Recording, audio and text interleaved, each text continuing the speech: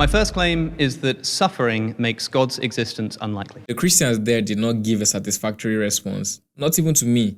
Talk less of Alex. So tell me how unjustified suffering. Tell me how that example that I gave you, the deer with its leg Right. starving, is justified. To these animals that suffered like that, there's one view on the table, which is that God will give them a praiseworthy status where they will be able to actually Sure. see that. Can we talk about that claim? Because these animals are suffering for what? I mean, God might cause them to suffer It's a not bunch. means to ends. I don't think it's right to use a hypothesis for a justification for anything, because it's a hypothesis, like it's a theory. Like nobody really knows whether that is true or not. This is not means to ends. God might cause them to suffer a bunch and then essentially redeem them in the afterlife. But what for? Like, why do this? If I were to punch you in the face and then give you $20,000 afterwards, you might be grateful for the $20,000. Yeah. But why couldn't I just give you the $20,000? What a typical Christian can say is something like, this world that we currently live in is the fallen world. That's what they would say.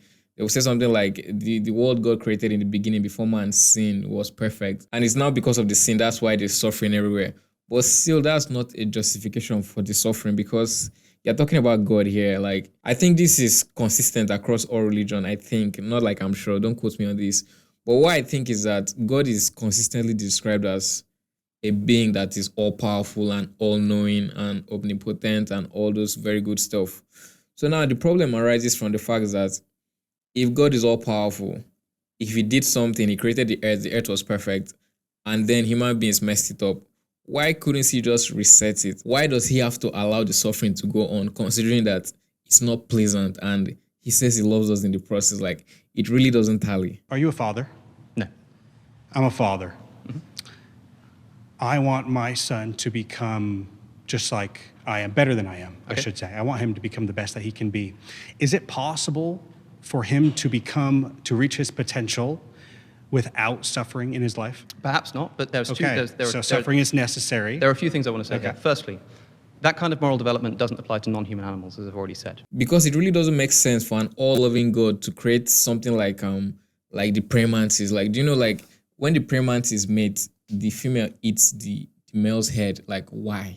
Why is it that when these two insects mate, one of them has to die? Same thing with bees. If a bee stings you, the bee has to die too. Like, it just, like, there's a lot of unexplained suffering that is just going on in the world in the background while we are chilling. Before we continue, please consider subscribing to the channel and liking this video, because, I mean, like, I have a video that 100% of the people that view it are not subscribed. That's a milestone.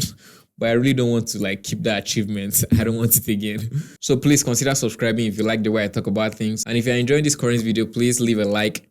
Thank you very much. Also, if I don't want to talk about your son because it's tragic to think about, but somebody else's son Sure. has suffered and died immediately as a Sure. result of that suffering, they don't get to develop in the same way. I would agree that on a micro level, it's very hard to justify. And we can ask the question, why doesn't God intervene on all So of look, these you might be able to sufferings? justify an amount of suffering, Yeah. right? But the fact that there's so much gratuitous suffering in the world is what I think makes God's existence unlikely. If we are to be truly honest, we all know that love has a strange relationship with pain.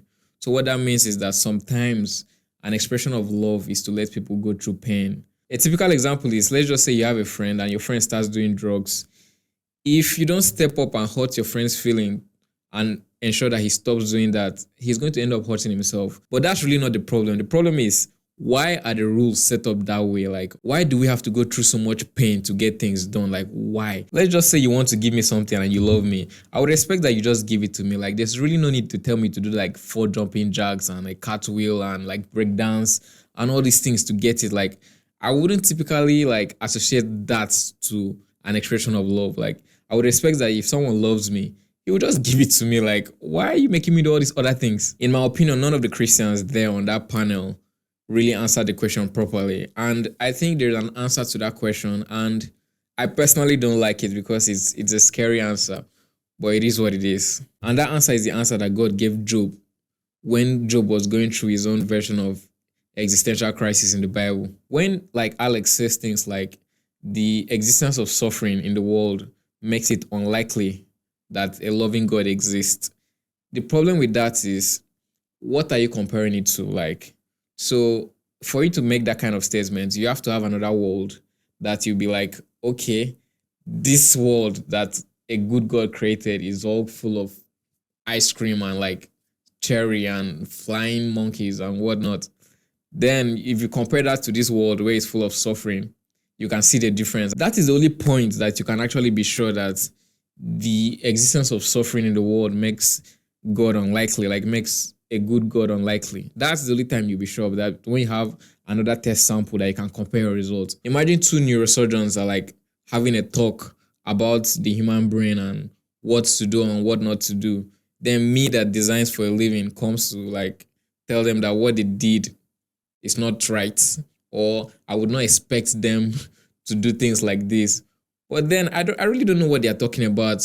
I don't even know what they're doing. I'm just using my own life experience to try and comment on their profession. Because nobody really knows in the final analysis what it would take to create and sustain life. Like, none of us knows. So we can't really comment on the nature of life as we know it, because the only way that you can justify complaining about the nature of existence as it is if you know what it takes to create another life. So you'd be like, okay, you didn't need all these things to make life because I can make life without all these things. Like, that is the only way that statement can be accurate. It can only be accurate if you have an alternative argument, like you have an alternative life that you can look towards and be like, okay, this didn't need all this suffering, so why does this one need it? Like I said earlier, it's not a pleasant response. Like, even for me, it's a big deal to like wrestle with that, because there are a lot of things about life that I wish were better.